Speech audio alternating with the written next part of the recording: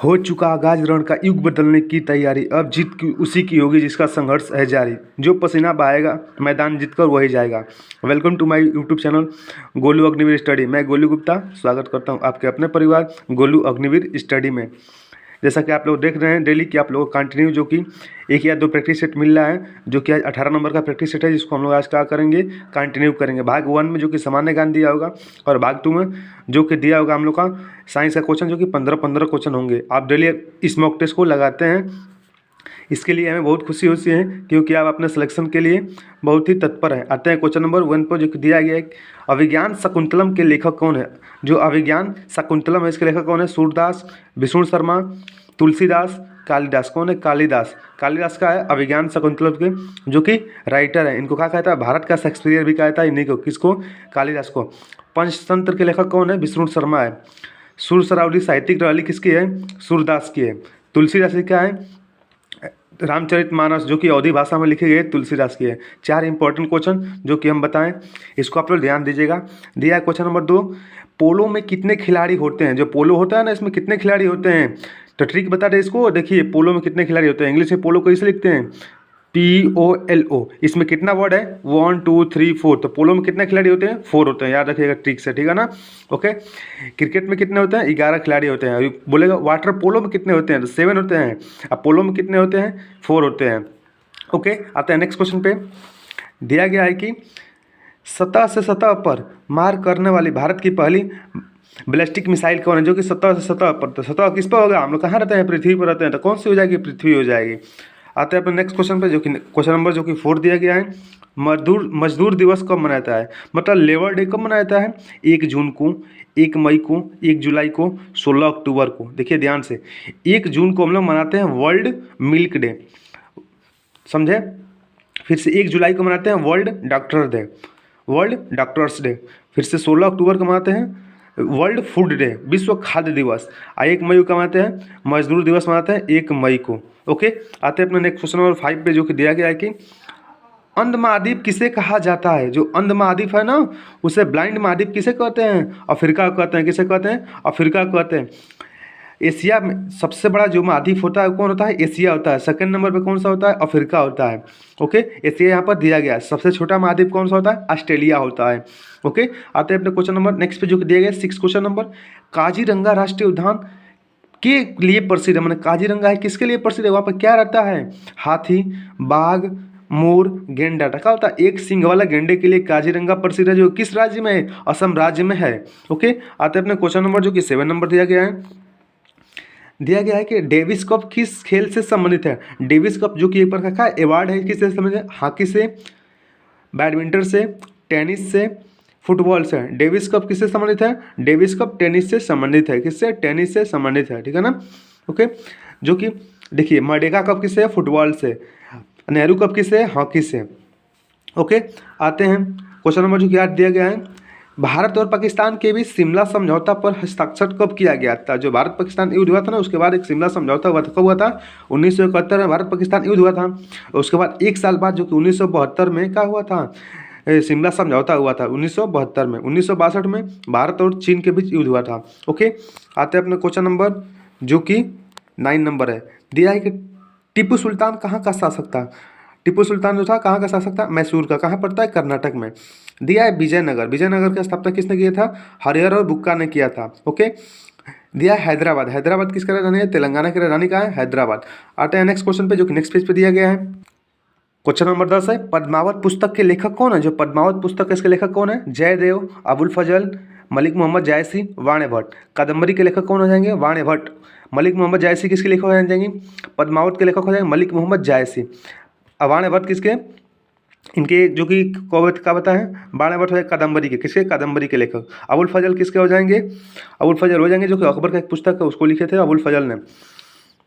मौलिक अधिकार भारतीय संविधान के किस अनुच्छेद में। जो मौलिक अधिकार हैं, फंडामेंटल राइट, किसमें है, 5 से 12, 5 से 11, 36 से 51। 36 से 51 का है DPSP, जो कि क्या हो जाएगा, आयरलैंड से लिया गया है। 12 से जो कि 35 तक क्या है, मौलिक अधिकार है। क्या है, मौलिक अधिकार है, जो कहाँ से लिया गया है, अमेरिका से लिया गया है। कहाँ से, अमेरिका से लिया गया है।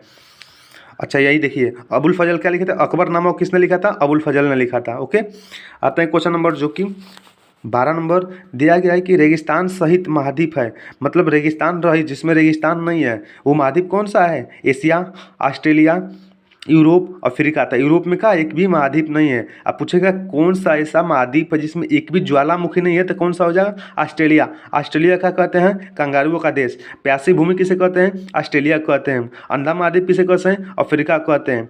सबसे छोटा महाद्वीप किसे कहते हैं? ऑस्ट्रेलिया कहते हैं। सबसे बड़ा महाद्वीप किसे कहते हैं? एशिया कहते हैं। जितने यहाँ से 500 फैक्ट बने सबको आप लोग कॉपी में नोट डाउन कर लीजिएगा, सब इंपॉर्टेंट है। आते हैं क्वेश्चन नंबर 13 पर दिया गया है, अपने डेक्कन अभियान के दौरान अलाउद्दीन खिलजी के सेना का कमांडर कौन था? कौन था? मलिक काफूर था। ओके। चंद्रगुप्त मौर्य के समय कौन आया था? सेल्यूकस निकेटर आया था। ठीक है ना। दिया है कि गोवा की राजधानी कहाँ है? तो गोवा की राजधानी कहाँ हो जाएगी? पणजी हो जाएगी। कहाँ? पणजी हो जाएगी। अरुणाचल प्रदेश से कहाँ हो जाएगा? ईटानगर हो जाएगा। ओके। आते हैं अपना जो कि जीके का लास्ट क्वेश्चन दिया गया है, किस राजवंश ने तमिलनाडु के महाबलीपुरम मंदिरों का निर्माण कराया था? किस राजवंश ने कराया था? पांड्या, चोल, पल्लव, चेरो। किसने कराया था? पल्लव ने कराया था। इस तरह से हम क्या किए? पूरे 15 क्वेश्चन को कंप्लीट किए। इसके साथ साथ 2-3 फैक्ट, कम से कम 40 प्लस क्वेश्चन को हम लोग क्या किए? कवर कर लिए। आशा करता हूँ आप सभी क्वेश्चन को जो नहीं आता होगा अपने कॉपी में नोट डाउन करते होंगे। बार बार आप वीडियो को देख सकते हैं, जिससे क्या होगा? आप रिविजन में हेल्प मिल सकती है। आते हैं अपने क्वेश्चन नंबर साइंस, जो कि क्वेश्चन नंबर 16 से स्टार्ट होगा, पार्ट 2 में दिया है, निम्नलिखित में से नोबल गैस किसे कहते हैं? नोबल गैस मैंने कहा था अक्रिय गैस किसे कहते हैं? Nitrogen, hydrogen, argon, carbon dioxide. तो कार्बन डाइऑक्साइड का यूज किस में करते हैं? आग को बुझाने में किसका यूज करते हैं? कार्बन डाइऑक्साइड का। ओके। फिर से हाइड्रोजन क्या है? हाइड्रोजन को कहते हैं आवारा तत्व। कैसे कहते हैं? आवारा तत्व कहते हैं। हमारे एटमॉस्फेयर में सबसे ज़्यादा कौन सी गैस है? नाइट्रोजन है, जो कि कितना है? 71%। नोबल गैस कौन सी हो जाएगी? अक्रिय गैस। ऑप्शन नंबर सी हो जाएगा। ओके। आते हैं अपने क्वेश्चन नंबर जो कि 17 पे दिया है, लोहे पर जंग लगना कौन सी प्रक्रिया है? लोहे पर जंग लगता है तो कौन सी प्रक्रिया हो जाएगी? भौतिक, रासायनिक, दोनों, इनमें से कोई नहीं हो जाएगी रासायनिक परिवर्तन। क्योंकि लोहे पर जंग लगता है तो फिर क्या होता है? लोहा नहीं ना बनता है, लोहा को बेकार कहता है। पूछेगा कि लोहे पर जंग लगने से क्या उसका भार बढ़ता है, घटता है? No change. तो क्या होता है? लोहे पर भार, जो लोहे पर जंग लगता है तो उसका भार में इंक्रीज होता है, बढ़ता है। ओके। आते हैं अपने क्वेश्चन नंबर 18 पे दिया गया है, मदिरा पान से शरीर का कौन सा अंग प्रभावित होता है?